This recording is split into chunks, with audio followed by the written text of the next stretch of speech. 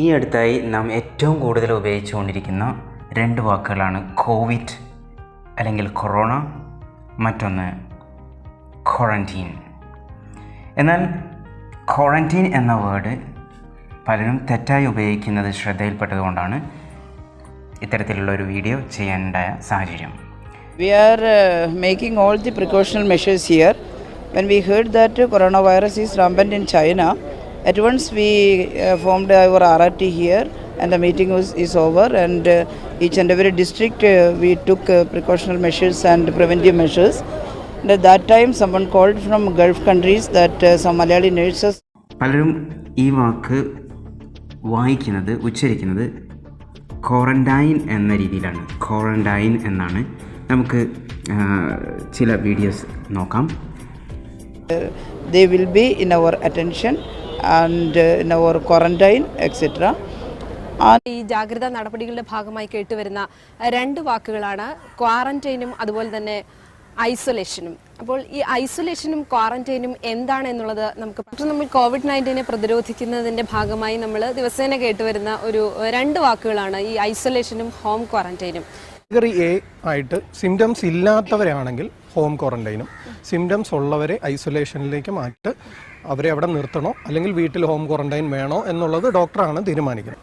Doctor, അതുപോലെ തന്നെ രണ്ടാമത് നമ്മൾ കേട്ടിട്ടുള്ളതാണ് ഈ ഹോം ക്വാറന്റൈൻ എന്ന് പറയുന്നത്. അപ്പോൾ എന്താണ് ഈ ഹോം ക്വാറന്റൈൻ എന്നതുകൊണ്ട് ഉദ്ദേശിക്കുന്നത്? രോഗലക്ഷണങ്ങളൊന്നും ഇല്ലെങ്കിൽ അവരെ ഹോം ക്വാറന്റൈൻ ആണ് ഇഷ്ടം. അതിനുള്ള ഹോം ക്വാറന്റൈൻ വേണമോ അതോ അപ്പോൾ ഈ ഹോം ക്വാറന്റൈനിൽ ഉള്ള ആൾക്കാർ നമ്മൾ എന്തൊക്കെ കാര്യങ്ങളാണ് ശ്രദ്ധിക്കേണ്ടത്? ഹോം ക്വാറന്റൈനിലുള്ളവർ ആദ്യമായിട്ട് ശ്രദ്ധിക്കേണ്ടത് അവർ സ്ട്രിക്റ്റായിട്ട് ആരോഗ്യ പ്രവർത്തകർ വകുപ്പിൽ നിന്ന് പറഞ്ഞിരിക്കുന്ന നിർദ്ദേശങ്ങൾ പാലിക്കുക എന്നുള്ളതാണ്. ക്വാറന്റൈൻ ഉള്ള സമയത്ത്, ക്വാറന്റൈൻ എന്ന് ഉദ്ദേശിക്കുന്ന വീട്ടിൽ തന്നെ ഈ രോഗം വ്യാപിക്കുന്നത് തടയാനുള്ള ഒരു പ്രക്രിയ, അതാണ് ക്വാറന്റൈൻ. മുംബൈയിൽ കടുത്ത നിയന്ത്രണം, കുടകിൽ നിരോധനാജ്ഞ.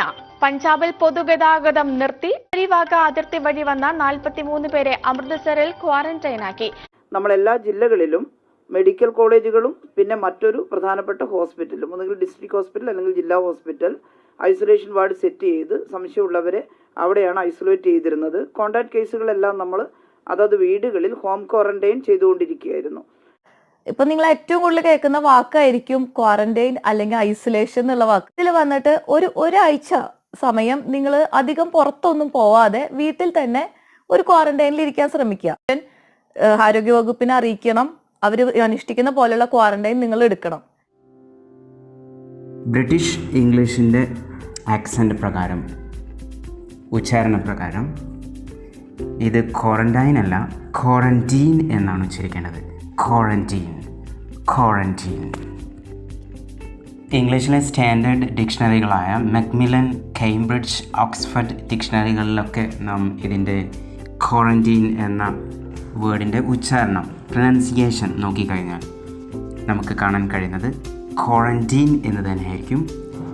നേരെ മറിച്ച് നാം ക്വാറന്റൈൻ എന്നുച്ചരിക്കുമ്പോൾ അത് തെറ്റായ ഒരു ഉച്ചാരണമാണെന്ന് മനസ്സിലാക്കുക. ക്വാറന്റീൻ എന്ന് തന്നെ ഉച്ചരിക്കാൻ ശ്രമിക്കുക. Quarantine. Quarantine. Quarantine.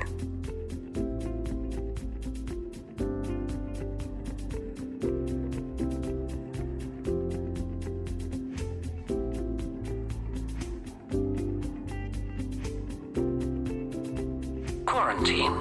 Quarantine. Quarantine. Quarantine. Quarantine.